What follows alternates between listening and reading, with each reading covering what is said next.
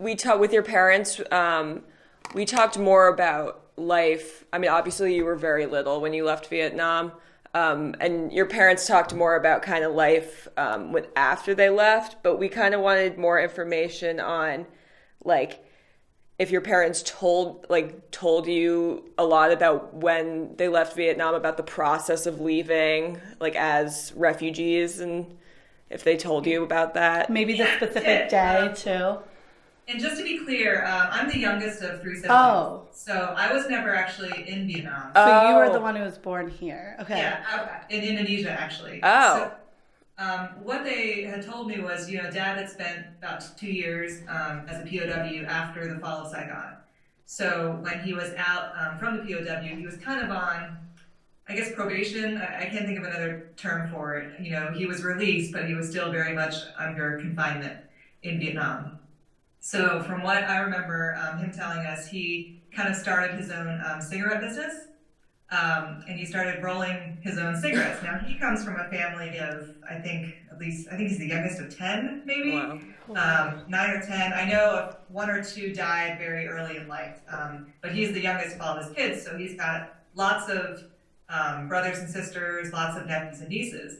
So when he started making these cigarettes, he kind of had his nieces and nephews kind of working for him.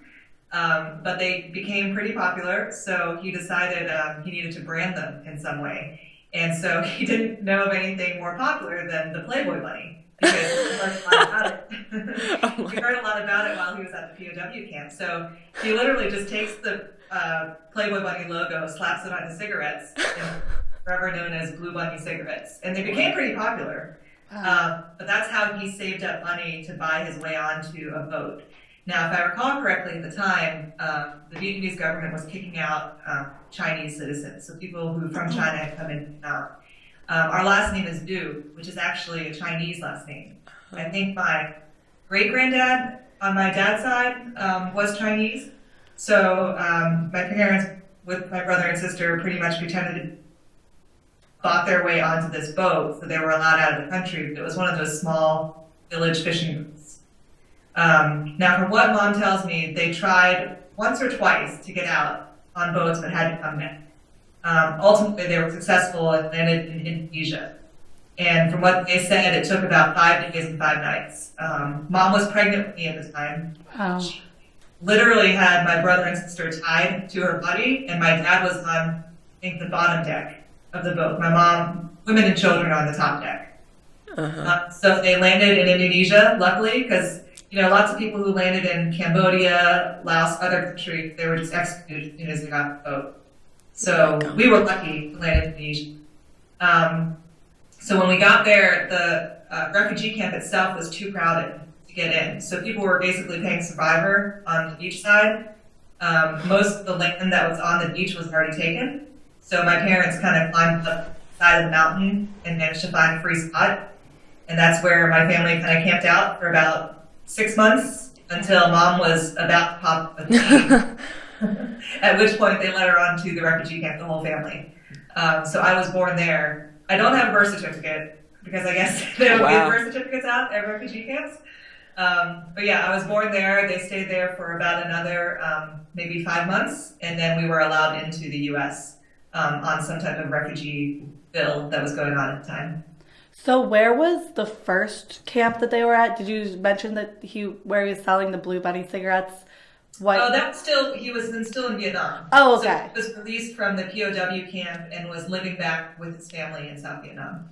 Oh, okay. That makes sense. I was just confused. I didn't know if he was originally in a different one before Indonesia. But no, yeah, we were only at one refugee camp. He was at a POW camp for a while, and I'm not sure exactly where that was, but he was released from the camp, and they still kind of had him on probation. He basically had to stay in his family's area. How long was he in action for? How long was he a soldier for during the war? I think it was after he graduated. So I don't know the answer to that. Mm-hmm. I'm going to say a few years, but I'm not sure. Mm-hmm. Mm-hmm. But if I recall correctly, he had already graduated college and then went straight into the military. Yeah, that's what we had talked to them about their educations, and they had mentioned that they both graduated and had continued their education in college in Vietnam. And then they talked about they both got their master's once they were in Carlisle. Yeah. To Shippensburg University. Yeah, that's what they were saying. And do you know specifically what schools they went to in Vietnam? Dalat University. Okay. It's DALAT. I think it's in central Vietnam. Okay. Oh, yeah, I think we should probably look up those because that's just an interesting detail that they kind of had two very different educations, like in very different countries, and it's just an interesting. And if I recall correctly, because I remember mom and dad both going to school because it was hard for them. Mom wasn't really fluent in English yet, so I remember her staying up late at night, dictionary on one side, textbook on the other. Wow. They were studying computer science. Yeah. And I thought maybe that they had to redo their bachelor's or at least take some more additional classes rather than just going straight into a master's program. I could be wrong about that, though. I just remember them up late night studying all the time. Yeah, because they mentioned that they had like a good background of English from elementary school or that kind of age schooling, but were fluent in it until they really experienced living in Carlisle.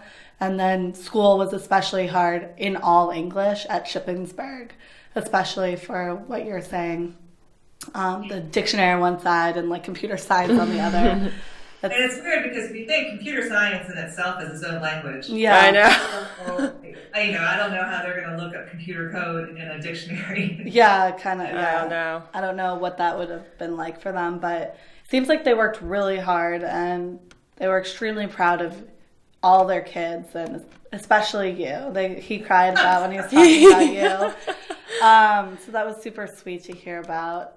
But is there anything else we should ask about the journey, kind of? I mean, you gave us a lot of information there. Because that was one thing we missed with them is we forgot to ask about like the specific day. But he did talk about how he was a prisoner of war, and was your dad's brother in jail as well? Yes, and I want to say multiple brothers. Okay. Like I said, he's the youngest of 10, and it gets a little confusing. But I know at least one or two, and my mom's brother, I believe, was also a POW. Oh, really? And so. How many siblings does your mom have?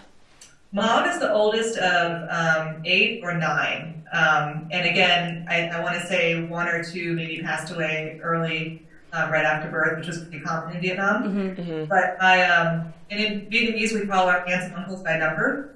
Oh. So, my uncle number 5 and my mom died. Actually fought in the war, and I think he was a POW, and he was actually brought over to Carlisle as well, and he still resides there. Oh. That's what we figured, because that's what your parents mentioned, is that he had a brother, your dad had a brother here. Or your mom had a brother. Yeah, my mom. He's her brother. Yeah, okay, yeah, that's what they were telling us as well.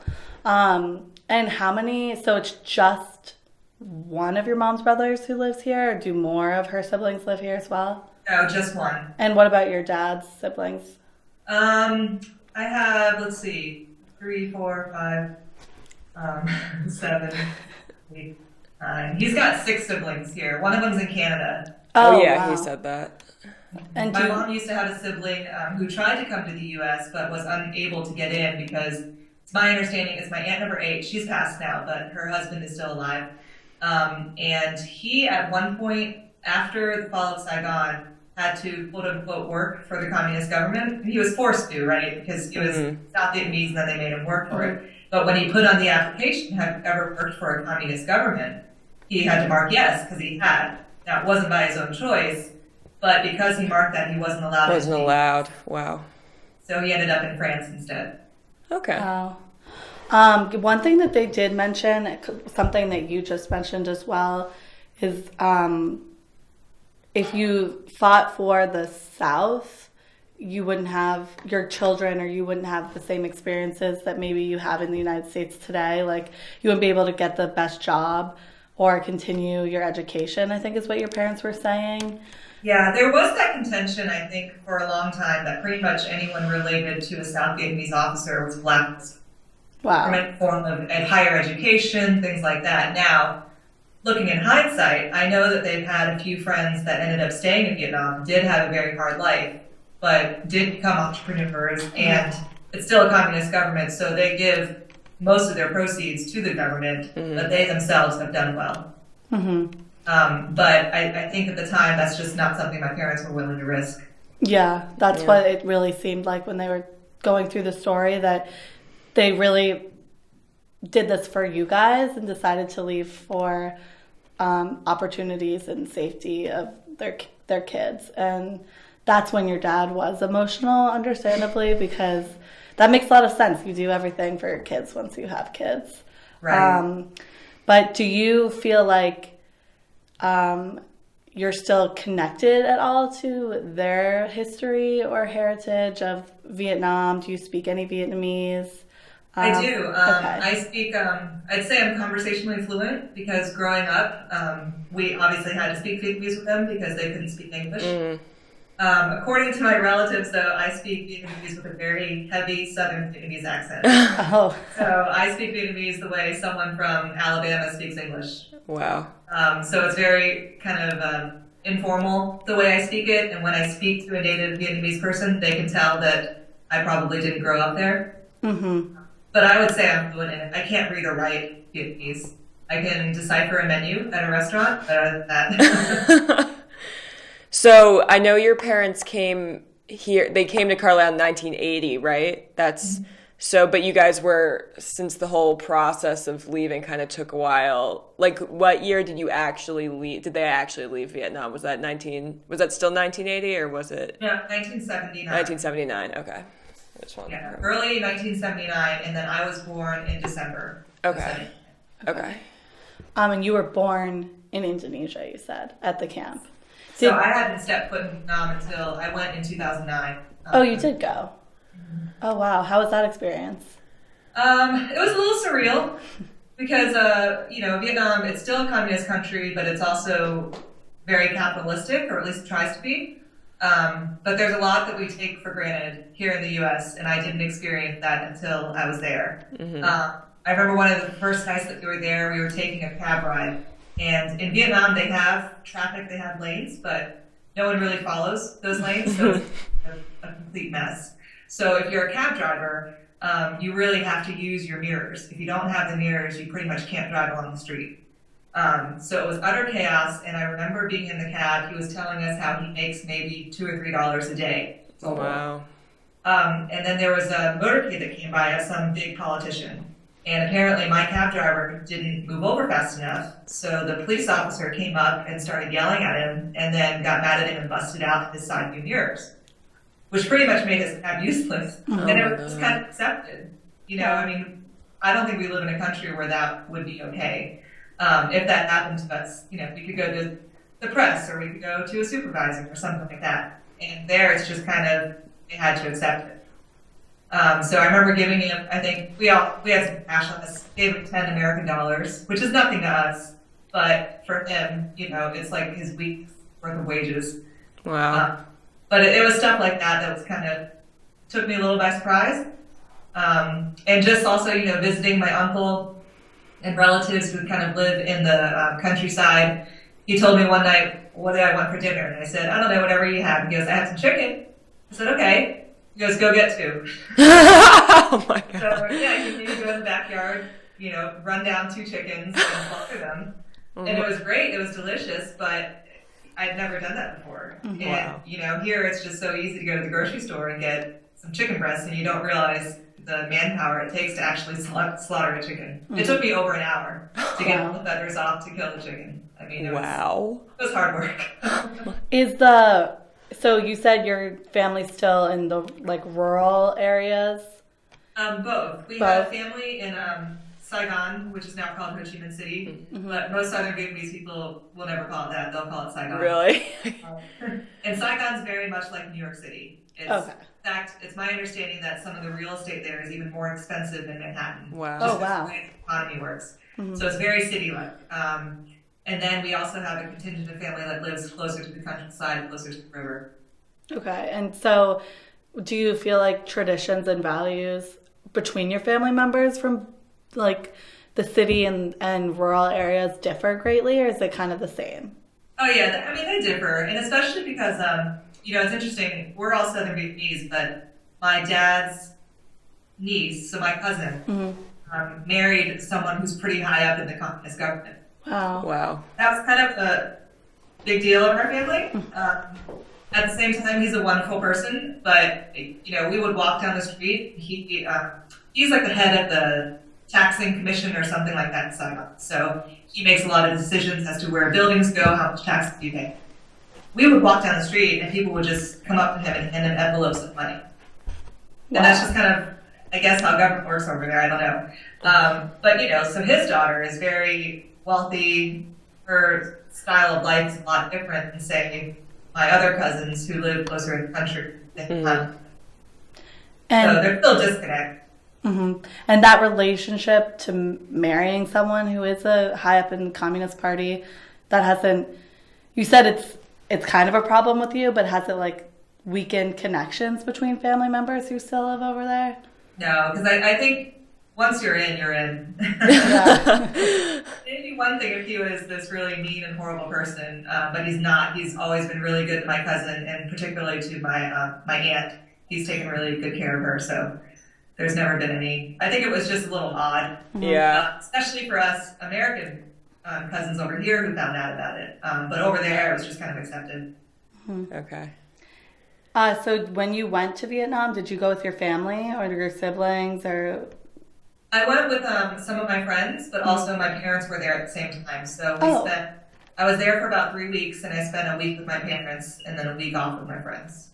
Oh, that's awesome. So you did some kind of family visiting stuff and then some fun stuff? Yes, tourist stuff. That's awesome. Do you have any plans of going back? I do. I recently got married, so my husband has never been to Vietnam, and we'd like to go at some point. Because I still have so much family there that I'd like him to meet. It's just, getting there it's expensive. Taking time off work is easy, so. Mm-hmm. Well, speaking of work and stuff, I know your parents talked a lot about it, but they mentioned that you went to Thomas Jefferson, which was that's my sister. That's your sister. Okay. Oh, they thought they made it seem like that was you, who we were talking to. Well, then we don't know much about your history. If you want to talk about like where you went to school, your experiences, where you live now, everything like that. Yeah, sure. Okay. I went to Herndon High, which is just the local high school. Thomas Jefferson's like this really special magnet school. Yeah. Oh, okay. Didn't get in, but my sister did. And she loves to point that out. So I ended up going to the College of William and Mary for undergrad. I got a business degree there. And then kind of on a whim, much to the chagrin of my parents, after college, I lived with them for a few months, but it just wasn't, I didn't want to be there anymore. Oh, yeah, because I guess it is so close. Yeah. So I decided to move to Atlanta. And I didn't have a job prospect or anything like that. I just had a roommate whose parents were selling the house, so they said we could live there for free until it sold. Oh. I was like, okay. It was a really nice house in one of those ritzy neighborhoods too. So I packed up and moved to Atlanta, and luckily my next door neighbor was a partner at Alston & Bird, which is a big law firm in Atlanta. And he was working on the Enron case at the time, which was kind of big in the news. Yeah. Really good opportunity to work on. So he offered me a job there, so I just clerked for him for about 3 years, and then went to law school in Alabama at Samford University, and then moved back to Georgia and started practicing law then.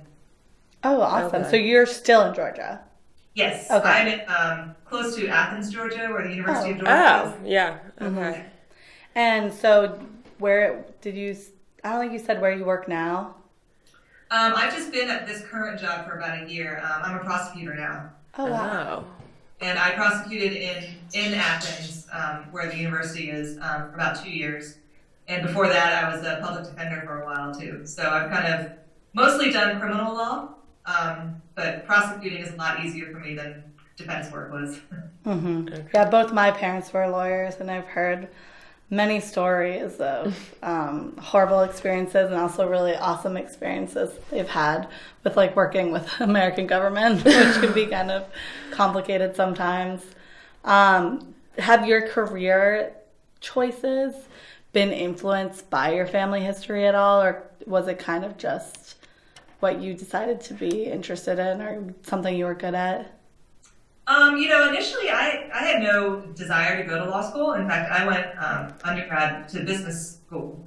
I kind of wanted to do what my sister did, which was up on Wall Street, do that New York City thing. Didn't work out. So, I don't know, I kind of just went to law school because I've always liked marketing. And I figured I needed to learn how to get good at it. But particularly, there is a part of me that I always wanted to kind of give back to the people that have given to us. And, I consider myself pretty conservative person. That being said, we did have a lot of help from the government when we first came over, and I always kind of wanted to give back in some way. And this was the way that I found that was easiest for me, doing something that I was good at, still being able to do that. Mm-hmm. So your parents, that was actually one thing that we have read about with all sorts of immigrants, but especially Vietnamese immigrants from during the Vietnam War being kind of grateful for America having such a kind of helpful well, there were a lot of refugee system. Like, we've read that a lot. Certain Vietnamese refugees don't think that America really did enough, or they were just kind of trying to, by allowing all these refugees in, they were just kind of trying to, what's the word? Save face.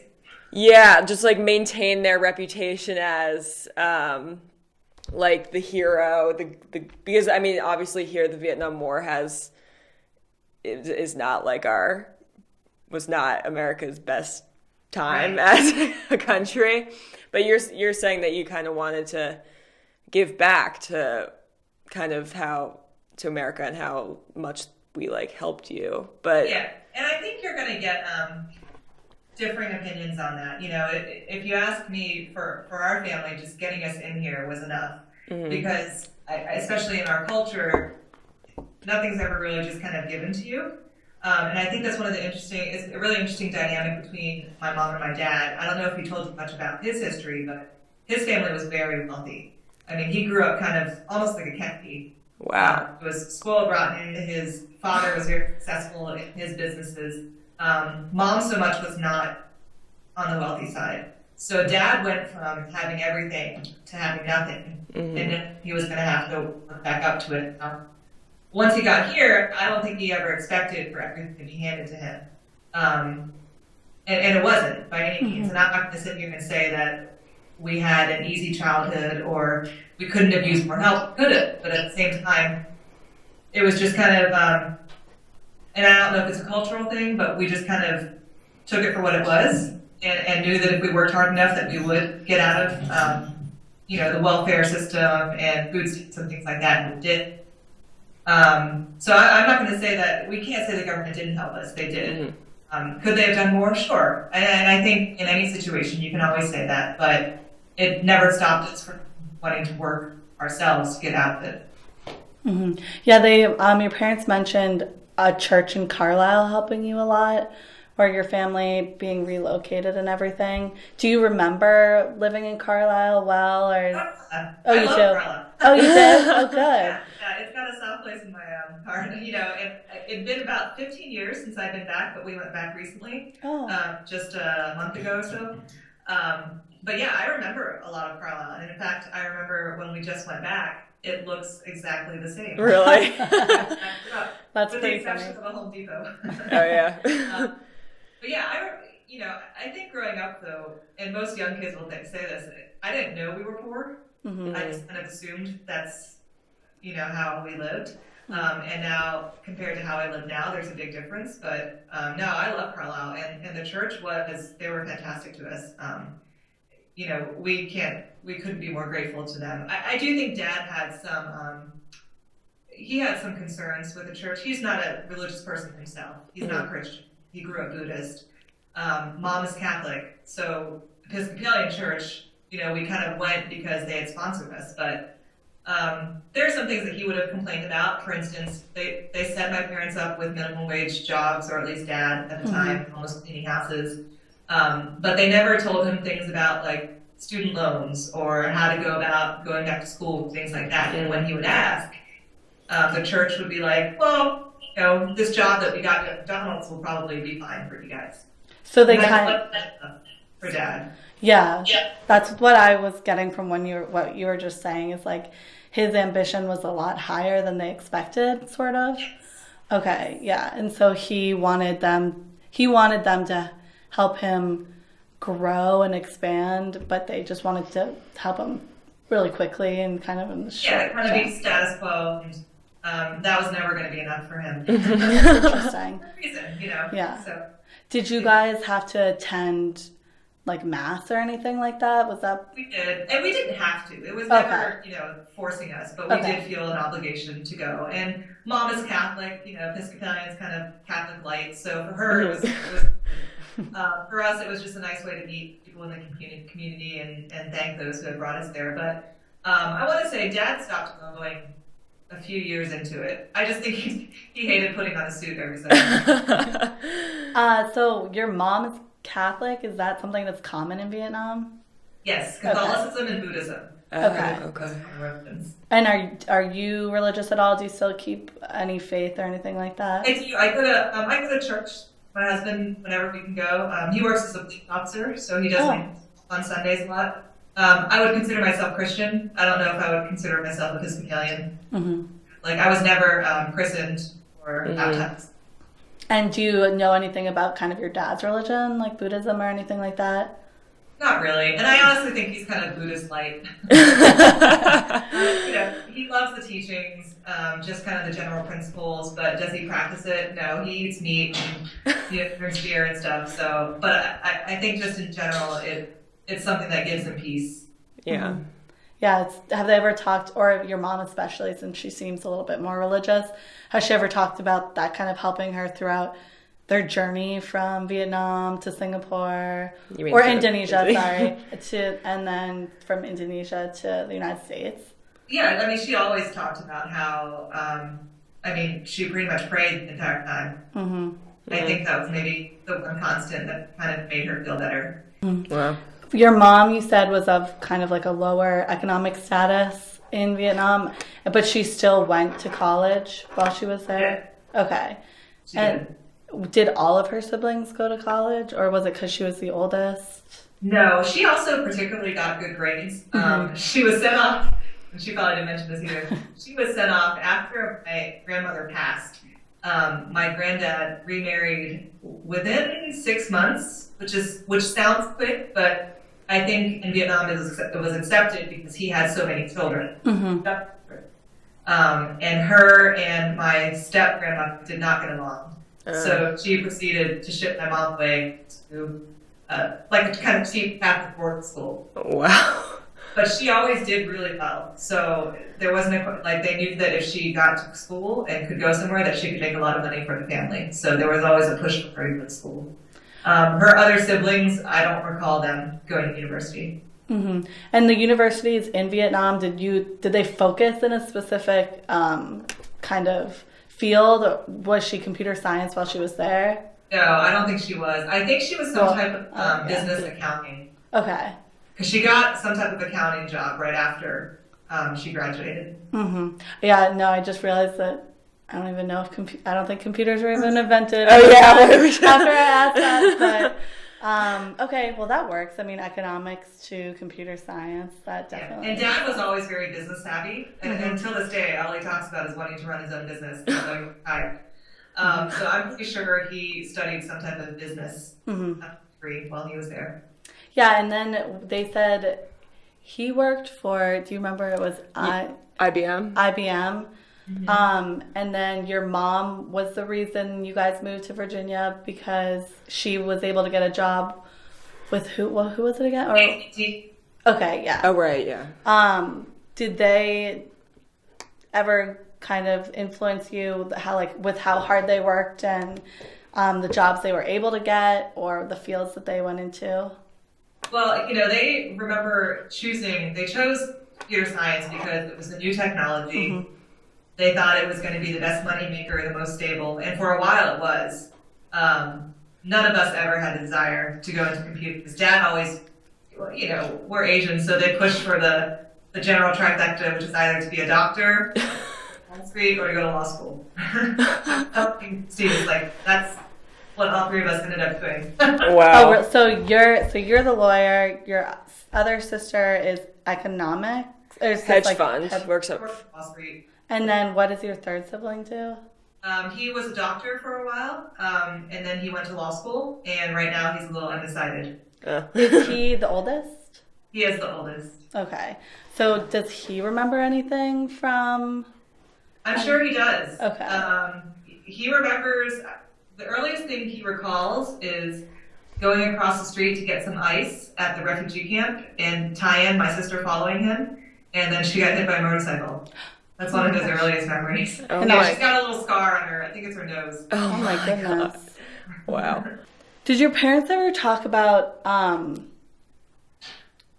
their expectations of what America was made to sound like, before? Yes. And then what it actually was? There's this really funny story that I remember my dad telling me. Obviously they had risked life and limb to get here to the U.S. and they had been told that the, U.S. was the world of plentiful foods and goods and, whatever you needed you could get. Vietnam, one of the breakfasts that people normally eat is rice with pork chops. Pork chops that they grill inside because you get a good beefy breakfast, so that you can work hard all day long. So when they first came to the U.S., they actually stopped off in California first and stayed for a few days before they got on a plane over to Pennsylvania. And there was some guy that they met there. I don't know if he was associated with the church or not, but was helping them out. And Dad tried to say that he wanted pork for breakfast.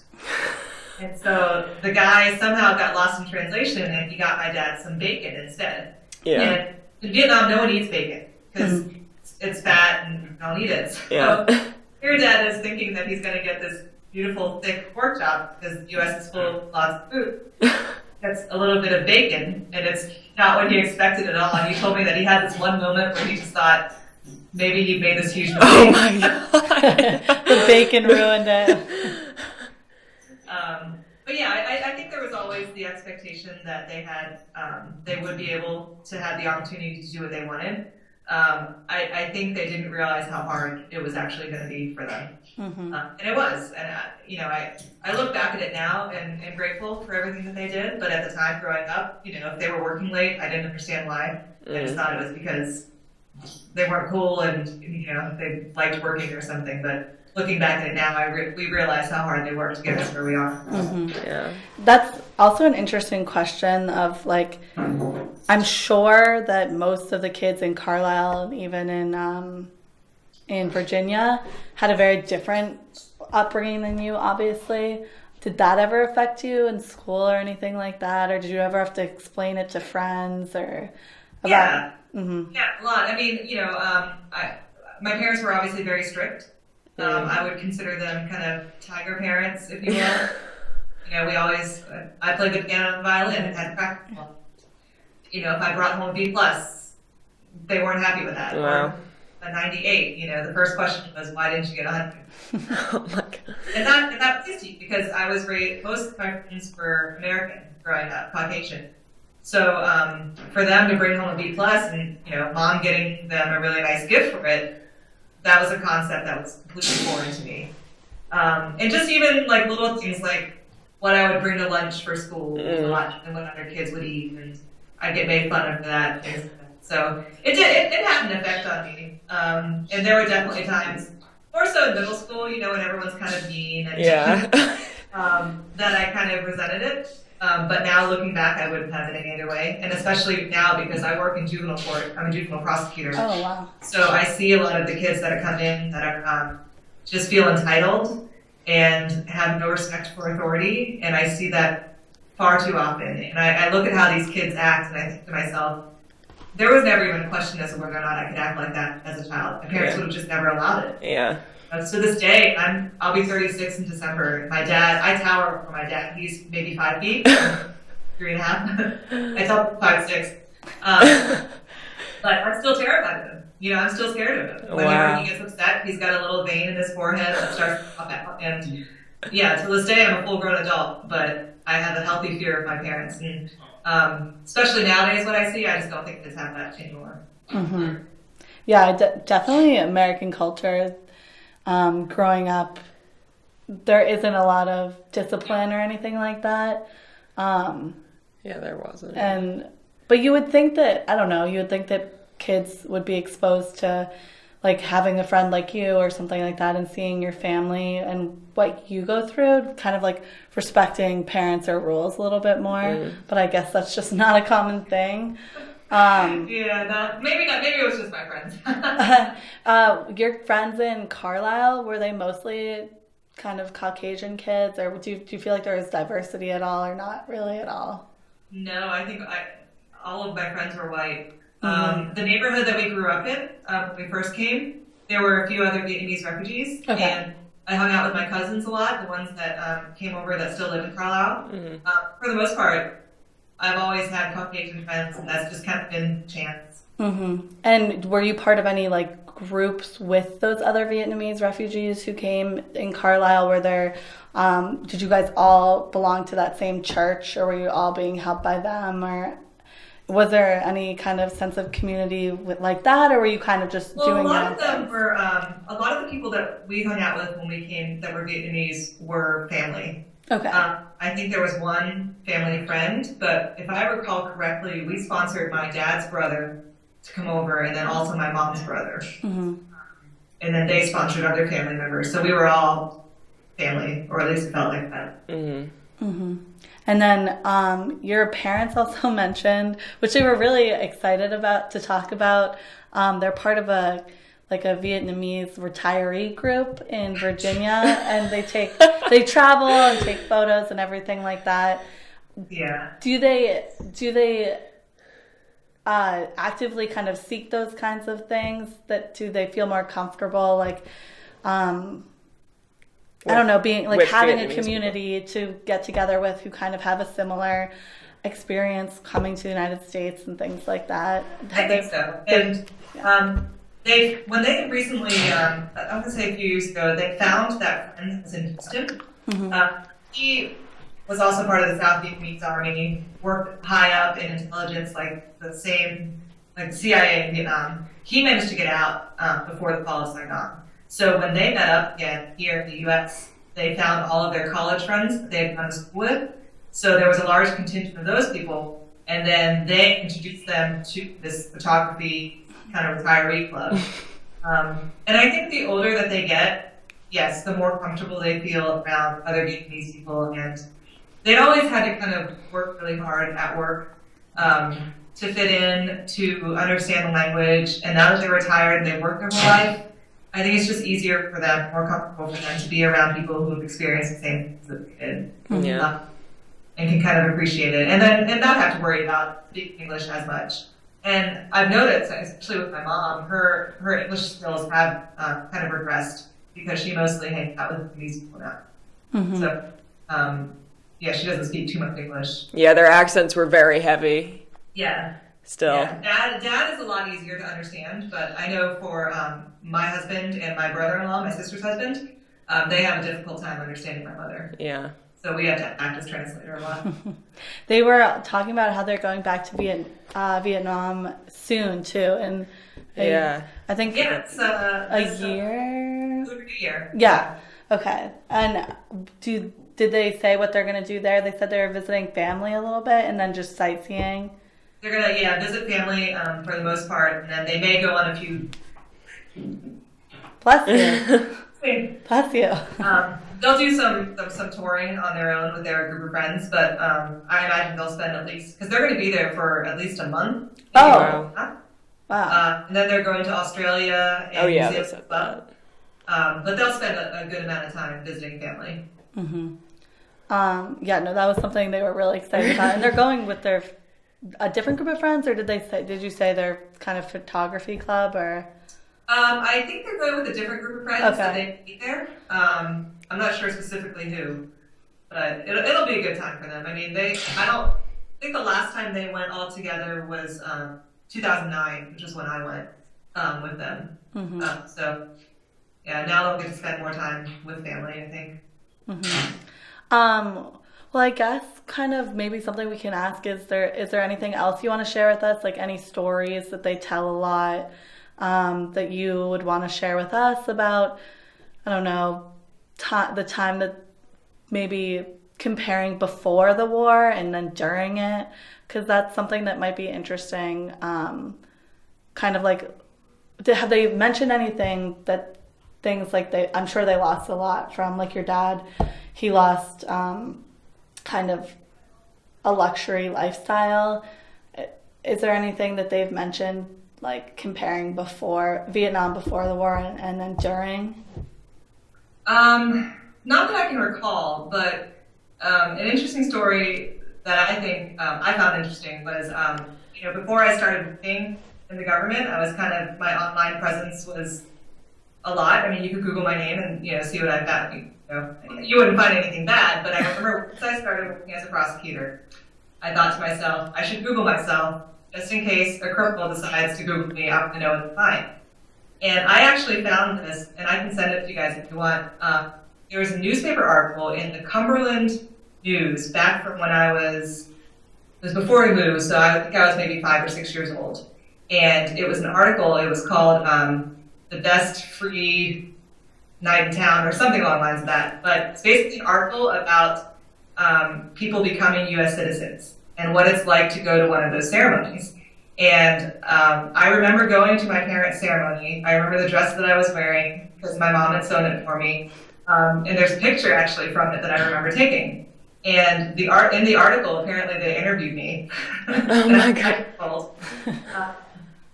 And I think I talked about how I could speak both Vietnamese and English or whatever. And there was a picture mentioned in the article of the judge that swore in my parents, along with my parents and me too. So, it was really interesting finding that article and then going back and actually looking for the actual picture itself, which I did. So I actually tried to write a letter to that judge last year. Wow. To Google him to see if he was still alive, and just kind of, because I remember seeing that judge, seeing the black robe, and it was the first time I'd ever seen a judge, and I remember thinking, that would be a really cool job. I thought he was so powerful and stuff. So it's always kind of, once I got into law, it was always kind of one of my goals is to become a judge. So I just thought that was a really cool story to share with him. And when I Googled him, it turned out that he had passed.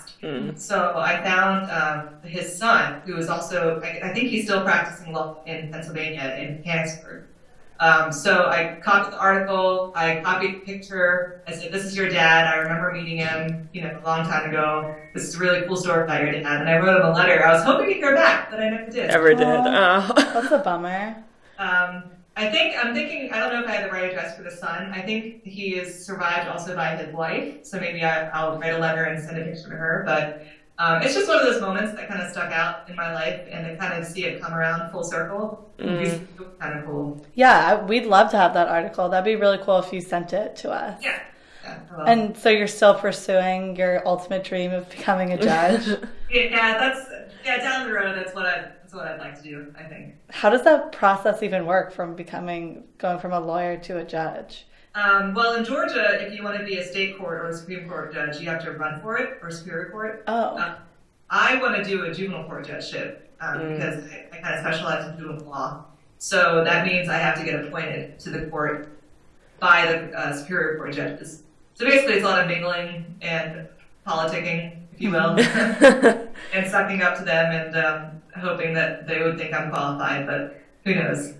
It's a long ways down the road. Yeah. It's pretty awesome. I don't think I've ever met anyone with that dream, so that's really cool. And I never knew how, there's a lack of female Asian American judges. Yeah. Yeah, that'd be really awesome.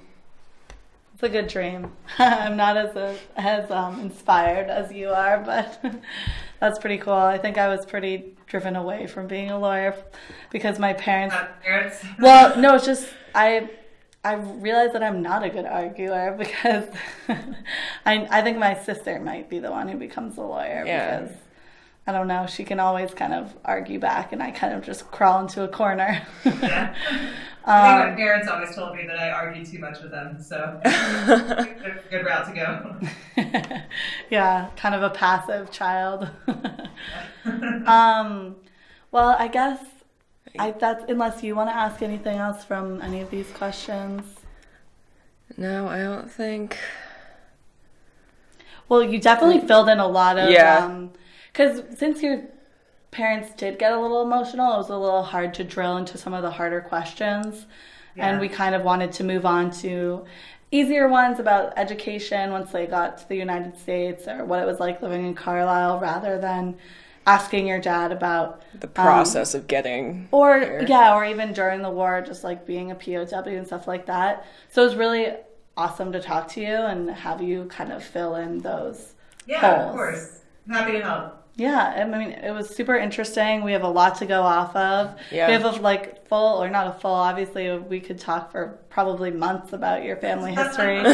But we've talked to a good portion of your family, so now we know a lot. And we really appreciate it. Yeah, this was super interesting for us.